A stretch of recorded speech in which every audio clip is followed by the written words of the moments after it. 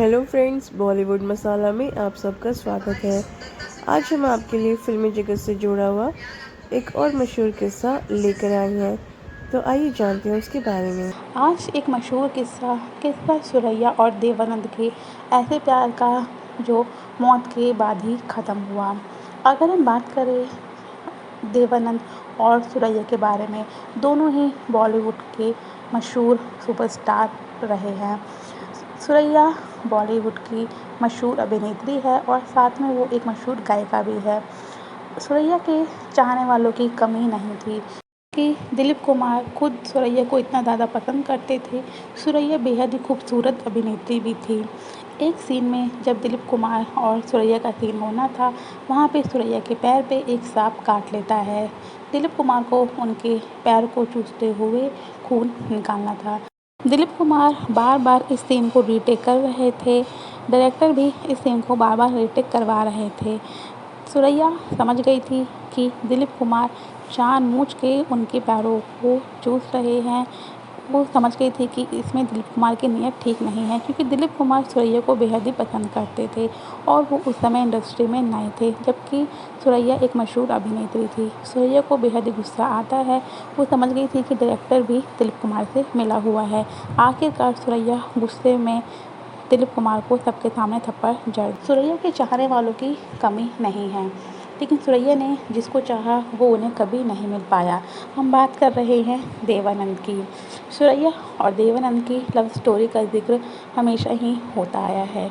सुरैया देवानंद से इस कदर प्यार करती थी कि वो पूरी ज़िंदगी कुंवारी रह। पहली बार देवानंद और सुरैया की मुलाकात एक फ़िल्म के सेट पर हुई थी, जिसमें दोनों साथ काम कर रहे थे। फिल्म थी विद्या।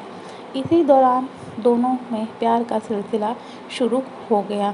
दोनों को पहली नज़र में एक दूसरे से प्यार हो गया और देवानंद भी सुरैया को अपना दिल दे बैठे थे। जब सुरैया और देवानंद के प्यार के चर्चे पूरी इंडस्ट्री में होने लगे, तब सुरैया के घर वालों को इस बात की भनक लग गई कि सुरैया और देवानंद के बीच में कुछ चल रहा है। दोनों हमेशा एक साथ पार्टीज में जाया करते थे। कितनी बार देवानंद सुरैया के घर पे भी आते थे, लेकिन जब सुरैया के नानी को इस बात का पता चला, तब उन्होंने देवानंद का घर पे आना बंद करवा। हालांकि सुरैया की माँ को देवानंद बेहद पसंद थे, लेकिन देवानंद का धर्म अलग था और सुरैया का अलग, जिसे वजह से सुरैया की नानी को ये रिश्ता बर्दाश्त नहीं था। अलग धर्म होने की वजह से ही उनकी नानी नहीं चाहती थी कि सुरैया और देवानंद कभी एक हो। उन्होंने सुरैया पर कई तरह की पाबंदी लगानी शुरू कर दी, लेकिन दोनों का प्यार परवान चढ़ रहा था। तब देवानंद अपने करियर में एक नई पहचान बना चुके थे, जबकि सुरैया पहले से ही बॉलीवुड में अपनी पहचान बना चुकी थी और वो बॉलीवुड की एक सफल अभिनेत्री थी। लेकिन सुरैया की नानी ने फैसला कर लिया था कि चाहे कुछ भी हो जाए, वो देवानंद और सुरैया को कभी भी एक होने नहीं देगी। जब देवानंद ने देखा कि सुरैया की नानी उनके रिश्ते को नहीं अपनाएगी और सुरैया भी उनसे शादी नहीं कर सकती है, आखिरकार देवानंद बाद में कल्पना कार्तिक से शादी कर लेते हैं। लेकिन सुरैया कभी भी शादी नहीं करती है और वो पूरी ज़िंदगी एक कुंवारी बिता देती है। वो हमेशा से ही देवानंद को चाहती थी और उन्होंने आखिरी दम तक सिर्फ देवानंद को ही चाहा। भले ही देवानंद के साथ रहने के लिए वो कभी भी हिम्मत नहीं जुटा पाई हो, लेकिन सुरैया हमेशा देवानंद के ख्यालों में रहती थी, जिसकी वजह से उन्होंने कभी भी और अपनी पूरी ज़िंदगी उन्होंने सिर्फ देवानंद के नाम पे ही बिता दी। 2004 में सुरैया की मौत हो गई थी और उन्होंने दुनिया को अलविदा कह दिया था। उनकी आखिरी उम्मीद भी ख़त्म हो गई थी।